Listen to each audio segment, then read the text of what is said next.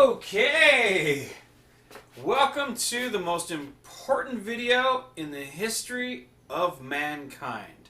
And I say that because what I have on the back here will change everything about everything for the future. So, let me just get into it real quick. I'm not going to waste your time. Solid state, infinite light speed data storage and retrieval system. For free. There it is. Go use it. Alright, cool. Let me tell you how it works. It's pretty easy. It's based upon the Powerline Broadband. This is a hybrid kind of injection version of that. You know, before they were talking about, hey, we can take 60 hertz and we can inject a secondary signal on that carrier frequency. Well, you know what? You can just keep on doing that. Multiple frequencies. Multi-frequency secondary injectors. Primary injectors. You got data carried and maintained by a loop of surface current. Each module injects at multiples of 60 hertz. So we're going to take an AC source, and that can be 50 hertz too. We're going to take a AC 60 hertz, we're going to turn on this electromagnetic coil, and as soon as this thing turns on, you can inject all these little injectors, and that can be all the way around the coil. You can have a whole bunch of them. And so you got this electromagnetic coil. So how do you use it?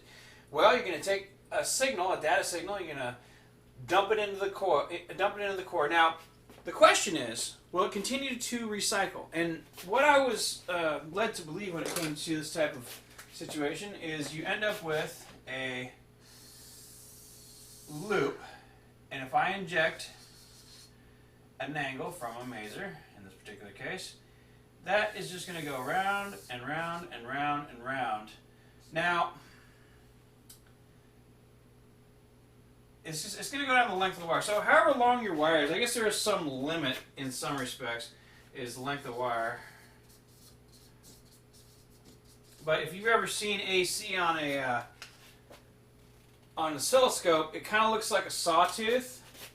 It just kind of like goes like this. You end up with a sawtooth.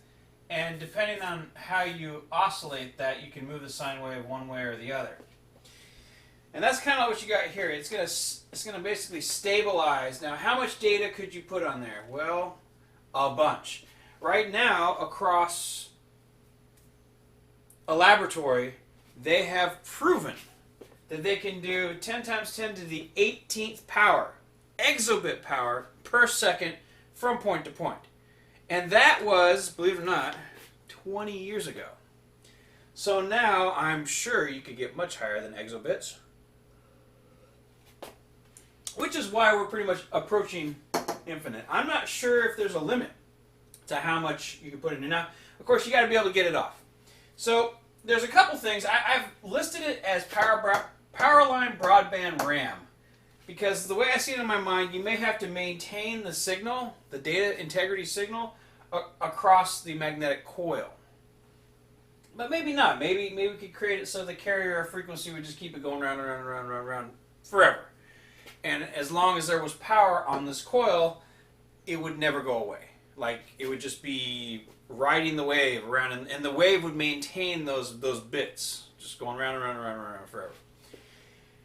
Now, we got multi-frequency pickups that are taps on the actual wire, and to induce it, you have AC source, electromagnetic coil, down to an L2, which is a neutral, which makes this a coil.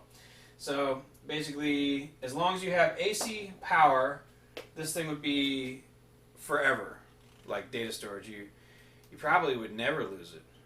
I'm thinking about it. I mean, even if you had a threshold above an EMP, EMPs are pretty hard, but I mean, there would be some data loss, but not like physical platters. You know, you got a platter sitting out there, and you hit it with an EMP, it just kind of warps the data. Well, you're going to have some data warpage here, but it's being maintained by 60 hertz. So as long as your 60 hertz was stronger than the incoming pulse, you probably would have integrity. And you could store a lot on a very small device. I mean, maybe even just a single wire loop would be enough to be able to create what I'm talking about. And then you can use multiple injectors. This one shows a coil. I don't think that you should do it differently, but look at this. You could create a super core, man. This is like, I mean, you have a main injector and main pickups and stuff, but honestly, solid state infinite light speed data storage and retrieval system. What more could you ask for? Honestly, this is the future, and this theory, as far as I can tell, it crosses all the T's and dots all the I's.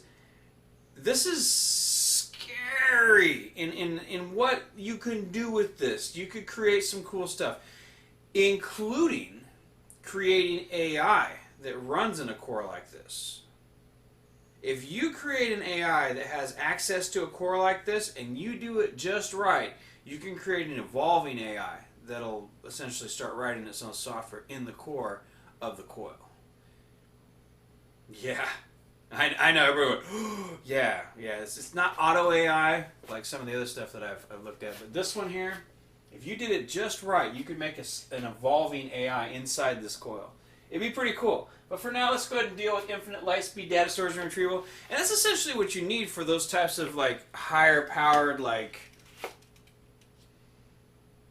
thinkers. The super AI, cross-linked, multiple. Just use the frequencies. I mean, maybe you can't see it. I can see it, but it may take a little bit more research. Well, let me stand back from the board here so you can all see it.